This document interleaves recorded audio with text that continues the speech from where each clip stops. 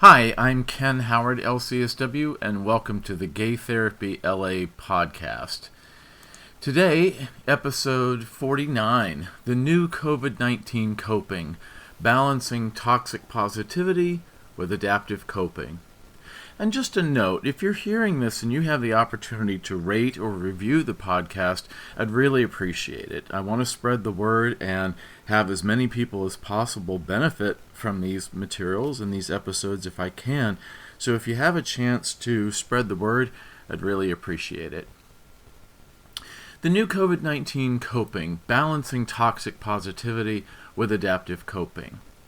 This week, April 13, 2020, as we enter further into global stay-at-home orders, I'm noticing several mental health providers do some pushback to the more positive messages about coping with the current COVID-19 crisis and working from home or just being at home. My last 3 podcast episodes took this positive tone, with gay men and coronavirus COVID-19 a special kind of coping, gay men and the mental health aspects of working from home, and mental health during COVID-19 next to normal. And we're not done yet. There's going to be more. Because coping with the COVID-19 global stay-at-home, lockdown, quarantine, whatever you want to call it, demands revisiting our collective and individual coping strategies repeatedly.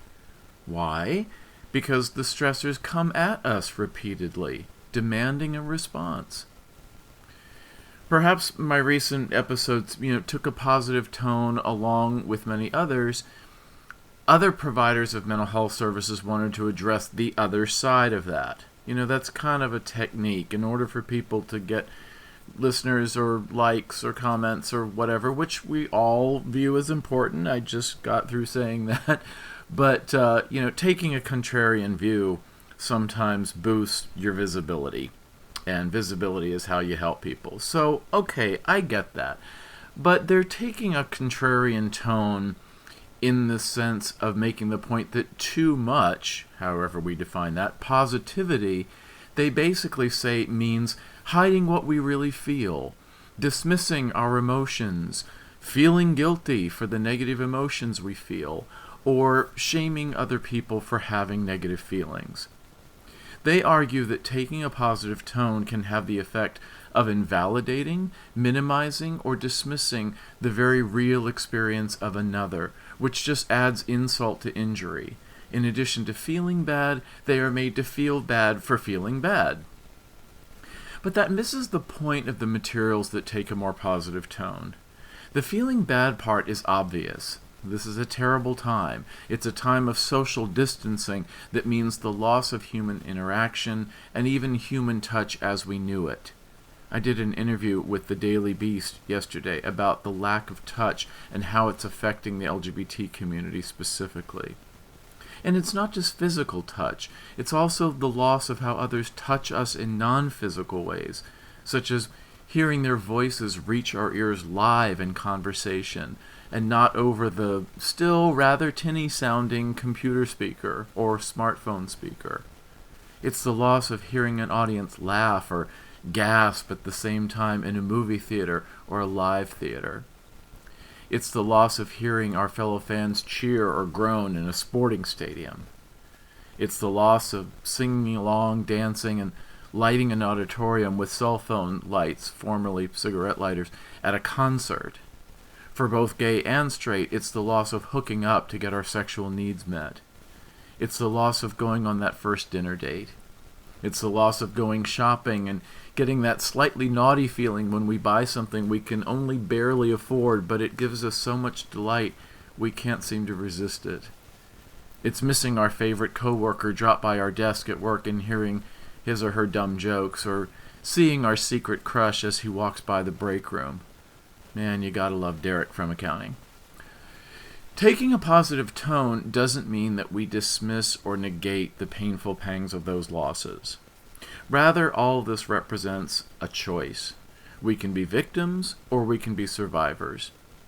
I use these terms a lot when I'm providing therapy for gay male survivors of incest, sexual abuse, sexual assault, domestic violence, workplace bullying, discrimination, or other social or violent crimes. I think it's important to recognize both words, survivor and victim. It's not either or. We have to acknowledge the victim part because it is the perpetrator's fault. We didn't do anything to be the subject of another person's narcissistic or sociopathic self-indulgence, pathology, aggressive impulses, bigoted actions, impulse control problems, or violent tendencies. We were just being who we are, minding our own business, doing our jobs, walking down the street, going to school, going to a party, living in our neighborhoods, and still these crimes against us, particularly for any minority, but I focus my career's work on gay men, happen. But we are also survivors, because while the perpetrators can do their best to diminish us, it's only a proposal. We can reject their proposal and refuse to be diminished by another's negative actions. Their negative actions are their responsibility, not ours. We refuse to negotiate with terrorists. Living well is the best revenge. We reclaim our right to a safe and happy life in the name of our right to exist and our dignity. And gay men have to do this almost constantly. In the case of COVID-19, the perpetrator is not a person with narcissistic personality disorder, or antisocial personality disorder, or borderline personality disorder, or impulse control disorder. All of these are diagnoses in the DSM-5, the Bible of psychiatric disorders. It's a disease. It's a virus. We are being persecuted by an organism that is microscopic in its size and yet has the power to affect the whole world. Talk about big things coming in small packages. And the losses have been staggering, especially the ultimate, the loss of life. It's a loss not only for the person who has been deprived of a reasonable expectation of a long and regular, which changes over time, full human life expectancy, but the losses of everyone that person's life touched, which is the lesson many of us see every holiday season with reruns of the classic film, It's a Wonderful Life. One life touches so many others, is its message. We can't really do without anybody. And sometimes the most modestly led lives, not famous, not rich, not beautiful, no thousands of followers on Instagram, are the ones who have a profound impact simply by the humanity they represent during their time on Earth. And that's the lives. We also have losses about jobs and income and the fuel of the machinery of a capitalist society. Everyone helps everyone else in a big system that has to keep moving like fish in order to stay alive. The loss of group and family social rituals like weddings, graduations, and funerals. Anywhere where people simply gather has been taken away from us. One of the most profound American freedoms, freedom of assembly, has been temporarily suspended. And that goes against the grain of our nation's character from its very founding. I get it. These losses are significant. Even when all of this is over, however we define over, we won't be exactly the same. Gay men, and certainly others, know this well from the AIDS crisis. More recent generations know about it from 9/11. We will emerge, we have that hope, but we will emerge changed, and it's up to us to reflect and acknowledge change how? For the better, for the worse, or maybe a combination of the two. And it's that combination I talk about when we talk about the balance of not getting into a toxic positivity where we minimize or shame others for their feelings. Those feelings are normal, natural, to be expected in times of stress or hardship or loss, and they're nothing to feel shamed about. When we're going through bad times, the answer is right there. Through, surviving, adaptive coping. The only way out is through. It's a balance between acknowledging our negative feelings in order to psychologically, mentally, and emotionally process them, which is actually a neurobiological process called horizontal integration between the two hemispheres of the brain, of our memories and our emotions and our ability to form them into a cogent narrative in the left brain with language. Also, not letting negative feelings have the last word. It's a paradox. The more we can recognize and validate our negative feelings, ironically, the less impact they will have in their intensity and the duration of pain. Along with our obvious individual, family, community, national, and global losses, we can also apply good old-fashioned cognitive therapy to reframe the cognitions and change the narrative from a story of pure misery to one of both painful losses and important, if perhaps not quite joyful, growth. Someone said in a meme that if you don't emerge from this crisis having a new skill or accomplishing something new, you never lack time, you lack discipline. It's a little snarky, and it has been called out for being so, but I don't think the author's intent was to indulge in a shaming superiority complex, nor have my materials on encouraging adaptive coping as opposed to maladaptive coping like drinking too much, eating too much, or falling into despair. I think it was meant to be encouraging.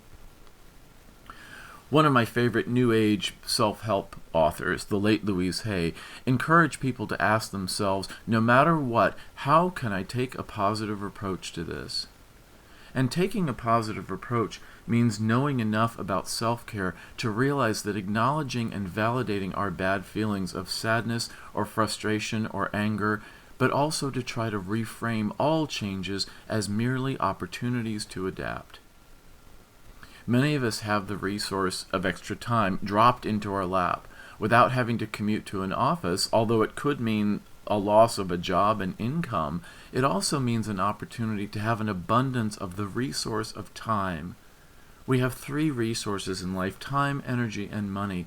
And this crisis has created an increase in time to plan a new career strategy, to network online with your colleagues or potential colleagues, to learn a new language, to read, to study, to somehow improve ourselves or our spirits or our professional skills or our artistic expression. How many times did we all say before COVID-19, "Oh, I'd love to do whatever, if only I had the time"? For many of us, we have the time now. If it's not indulging in toxic positivity, we can say our wish has been granted. Think back to the days before COVID-19, really, interestingly, not that long ago, though it can certainly feel like it. Think of what you used to say that you would do if you only had the time, especially at home. Well, now's the time to do it. Ask yourself, is the best use of the extra time I have on my hands now really best spent on watching Tiger King? Maybe, if it amuses you, if it educates you, if it means you want to get involved in animal rights and care and that becomes a new passion or a new hobby. Or maybe it means you volunteer where people do it right for animal sanctuary, not the for-profit cruelty that Tiger King represents, and there are plenty more like him. What about reading? What about writing? What about the countless YouTube instructional videos or TED Talks or books that you can order online? What about trying a handicraft? If we wanted to, we could all knit handmade bedspreads if we wanted to in all of this.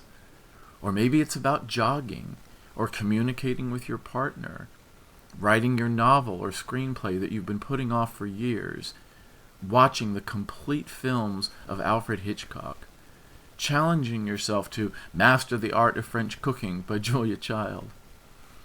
Cognitively reframing this extraordinary time in human history is not a crime, but neither is sitting and absolutely crying about the losses that have affected you. It's all your feelings, and it's all okay. Just for this week, see if you can reflect on your own need for balance. And if you need extra support for how to achieve that on an individual basis, my colleagues and I at Gay Therapy LA are available for phone or webcam online sessions all over California, all over the country, all over the world.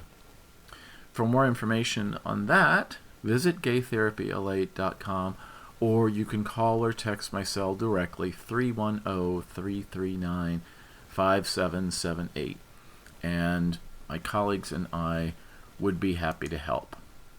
Thanks, and I'll see you next time.